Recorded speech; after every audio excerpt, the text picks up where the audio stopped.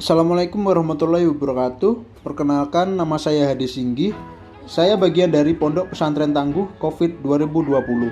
Saya akan berbagi sedikit informasi mengenai kebersihan dan pengelolaan sampah di pesantren. Kebersihan merupakan suatu aspek yang penting, dimanapun, kapanpun, oleh siapapun. Budaya bersih adalah cerminan dari kehidupan masyarakat tersebut. Dengan kehidupan dan lingkungan yang bersih, masyarakat dapat meningkatkan kehidupan dan kesejahteraan ekonomi maupun sosial.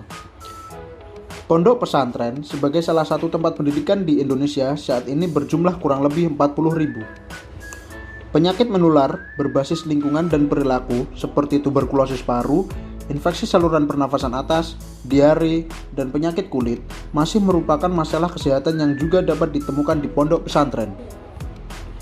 Berikut usaha kebersihan yang dapat diterapkan dalam lingkungan pesantren. Yang pertama, personal higien. Personal higien merupakan kebersihan dari diri sendiri.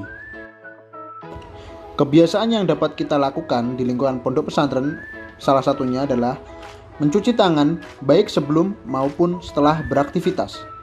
Menerapkan perilaku hidup bersih dan sehat. Tidak berganti handuk dan pakaian dengan orang lain. Mengganti celana dalam setiap hari. Tidak menumpuk pakaian dan barang yang kotor. Mencuci barang yang kotor segera.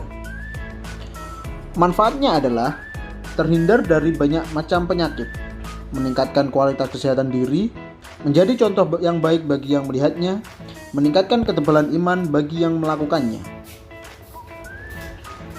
Yang kedua adalah kebersihan lingkungan.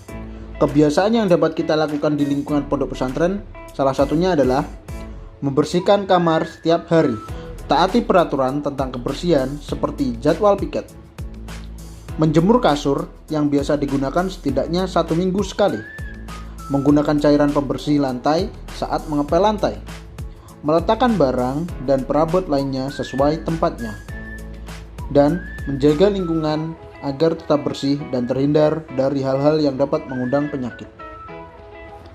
Manfaat membersihkan lingkungan adalah meningkatkan kualitas kehidupan dan kesehatan santri, menghindari santri dari berbagai macam penyakit, membuat lingkungan terlihat asri dan indah, meningkatkan iman bagi yang melakukan dan menjaganya, dan membuat nyaman bagi penghuninya. Yang terakhir adalah pengelolaan sampah. Pengelolaan sampah dapat dilakukan dengan cara memilah sampah menjadi 3 jenis berdasarkan asal sampahnya. Yang pertama ada sampah organik. Sampah organik ini terdiri dari sisa makanan, kulit buah, dedaunan, kotoran hewan, kayu, dan bangkai hewan. Yang kedua adalah sampah anorganik. Sampah anorganik seperti plastik, kertas, styrofoam atau gabus. Yang terakhir adalah sampah bahan berbahaya dan beracun seperti baterai bekas, lampu bekas, kaleng aerosol, termometer merkuri, wadah kosmetik, masker yang sudah terpakai, botol cairan pembersih, sampah rumah sakit. Dengan adanya pengelolaan sampah yang baik, lingkungan akan menjadi lebih bersih dan sehat. Selain itu, sampah-sampah yang masih dapat digunakan bisa disulap menjadi hal-hal yang lebih berguna. Contohnya, sampah anorganik dapat dijadikan pupuk kompos. Sampah anorganik bisa didaur ulang menjadi karya atau kerajinan tangan, dan sebagainya. Untuk sampah B3 atau bahan berbahaya dan beracun, untuk memanfaatkannya harus memiliki pengetahuan yang tinggi dalam pemanfaatan hal tersebut. Sebagai bentuk keamanan, sampah B3 sebaiknya tidak digunakan secara sembarangan. Dengan begitu, kebersihan, keamanan, dan ketertiban lingkungan hidup di pesantren dapat terjaga dan kualitas hidup di dalam pesantren pun akan meningkat karena dapat memberikan kenyamanan di hati dan pikiran para penghuninya.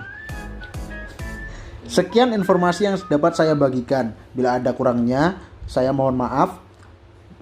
Wassalamualaikum warahmatullahi wabarakatuh.